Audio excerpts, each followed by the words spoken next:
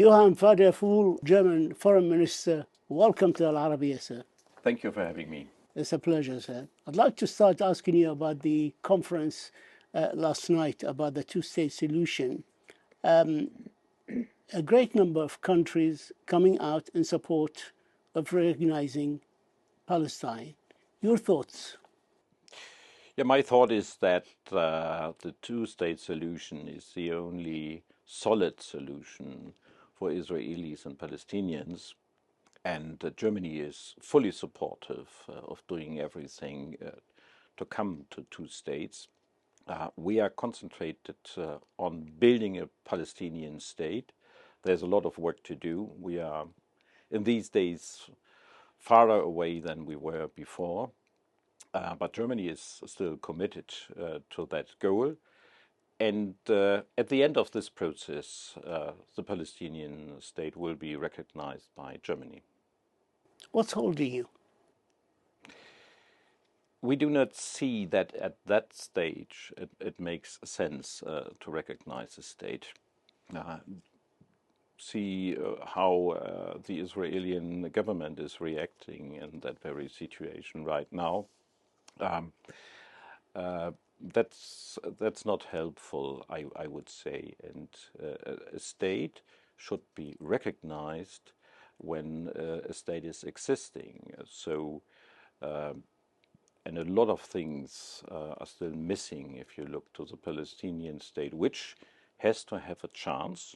We are 100% committed to that goal, but please, let's define the borders in negotiations between Israel and Palestinians. Let's define who's belonging, who are the peoples to this state. And then let's have a democratic procedure for the new legitimation of a new government. And then, of course, everything will be supportive, and especially Germany, of recognizing this then new built state. In reaction to the two-state solution and the recognition by a number of European countries of the state of Palestine as an independent state, Israel is threatening to annex the West Bank. If this happened, does this mean the demise of the two-state solution? Would it mean that? We are opposing that. We are against that. We are clearly committed to the 1967 borders and to none else. And everything beyond that has to be negotiated between Palestinians and Israelis. And that's what we're also telling our Israeli friends. You know that Germany has a very special responsibility and relationship to Israel, to the state of Israel. But that does not mean that we can neglect international law. So annexation is a thing which would be very wrong and absolutely violating international law. So Germany is opposing that. In your opinion, how and when can the international community put an end to the war in Gaza and impose, if needed, a ceasefire? For a ceasefire, you need both sides. We have been talking to the Israeli government, and a lot of people are now talking about putting more pressure on Israel, with some reason, of course. But we cannot oversee that Hamas on the other side is in these days not ready for a ceasefire and was not ready for a ceasefire. Hamas has to immediately release all the hostages which they are still keeping since the 7th of October of 2023. So 700 days. 700 days, 700 too long days. So I can only urge all the countries and states who have contact and connections to Hamas to use this in order to convince them to be ready for negotiations and to release the hostages. Germany has good relations with Israel, but it also has good relations with countries of the region. Yes. But your emphasis now is primarily focused on the Gaza Strip, and achieving a ceasefire. What is Germany doing to bring about a ceasefire? If you can share that with us. We're talking with both sides. I'm of course nearly on a daily basis in contact with my Israeli colleague Gideon Saar.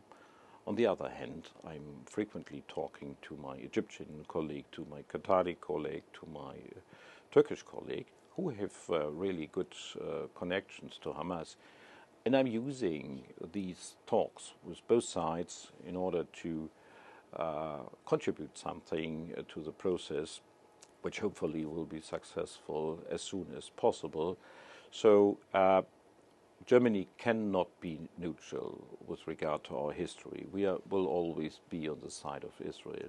But on the other hand, I'm glad to see that my counterparts in the Arab world recognize that we are making a lot of efforts to be effective for the real solution. That we, on this conference, supported the declaration, which is clearly pointing out the New York Declaration and aiming the New York Declaration, which is aiming for a two-state solution. So Germany is trying to be very constructive and as balanced as it is possible for this country. What are your concerns of Israel's incursions and airstrike, for example, over Qatar, Yemen, Syria, Lebanon? How concerned are you that this might go out of hand and into a regional war? Fortunately, that didn't happen. We were clear that the airstrikes against Qatar violated the sovereignty of the state of Qatar and condemned that, together with our European partners. And we told our Israeli friends they have, of course, the right to defend themselves, but violating the sovereignty of neighboring countries is always a problem. The situation is very different if you look to Lebanon, if you look to Syria, or if you look to Qatar. So Germany has to acknowledge that especially Hezbollah is a real and was a real threat to Israel coming from the north. I spent a visit to the northern region of Israel some months ago when a lot of Israelis had to leave that region because of the threat coming from Hezbollah. So on that occasion, Israel had some right to take actions against Hezbollah. So that was a very different situation. But of course, all these problems can only be solved by negotiations and not by a war. And by solving the Palestinian question.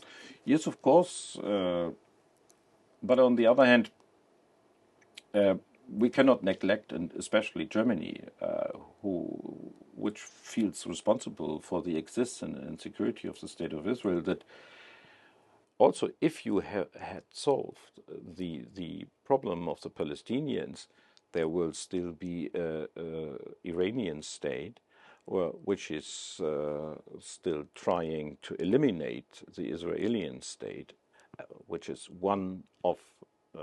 which is the most important goal of this state. So there is a right of self-defense, and there's a necessity for Israel to defend itself. And of course, on that behalf, Germany is 100% supportive for Israel. Talking about Iran, I'd like to move to that subject. Last night, the Iranian parliament announced that Iran is withdrawing from the NPT in retaliation for the activation of the snapback mechanism. Where does that leave us with Iran? It's a very bad decision, and Iran is going in a very bad direction. We as E3, so the United Kingdom, France and Germany, had offered Iran a lot of opportunities to come to a solution, to come to an agreement with us in order to avoid the snapback mechanism and, of course, especially sanctions. But Iran refused all these things and possibilities. So unfortunately, in this week, the sanctions will be imposed. You don't see a way of avoiding to impose the sanction this week? This week, I don't see a possibility. But after that, of course, we can, day by day, we are ready for negotiations. Everything can be renegotiated, but we are now too close to the mechanism.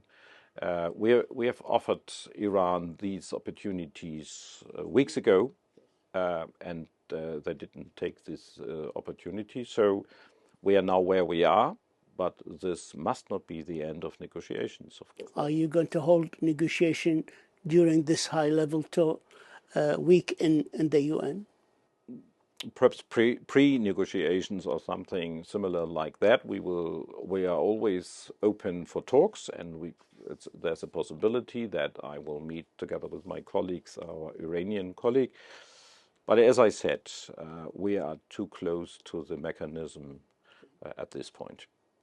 The Ukraine, Germany, France, and the UK and Poland formed so-called coalition of the willing to support the Ukraine. It already compromises around 30 countries, indeed, including non-European nations like Japan. Yeah. Do you think a similar coalition could be set up for Gaza? I think, first of all, I would like to underscore the necessity to form this coalition and to urge each and every country of the world to help us to stop the Russian aggression, because that's not only violating the sovereignty and the rights of Ukrainians, but also violating the international law. And as we are here meeting at the UN headquarters, that's the very place to make that point once again. The Gazans feel the same way. Yes, Germany, of course, we see the suffering of the people, and it's really a horrific situation in the Gaza Strip. That is absolutely clear, and Germany is opposing now the attempts of the Israeli government to also take Gaza City. That was clear. That was a very reason that we were halting delivering weapons to Israel, which could be used in the Gaza Strip. So Germany does not oversee the suffering of the people, and we do each and everything what we can do to bring that to an end. How do you view the recently announced EU sanctions on Israel and Hamas, which would need unanimous approval in the EU for it to become a law? Yeah, there are different recommendations from the president and from the commission. Some of the measures which are discussed can be taken by the commission alone, and they do need the support of the. Do you support them? Yes, there will be a discussion on October, and the heads of state, so the Chancellor of Germany will be in that round to decide which concrete measures should be taken. Per now, Germany is not convinced that all of this is really necessary. As I said in the beginning of our conversation, we need pressure on both sides. And what is lacking is an element which shows that we also make pressure on Hamas, because Hamas is also needed for an agreement.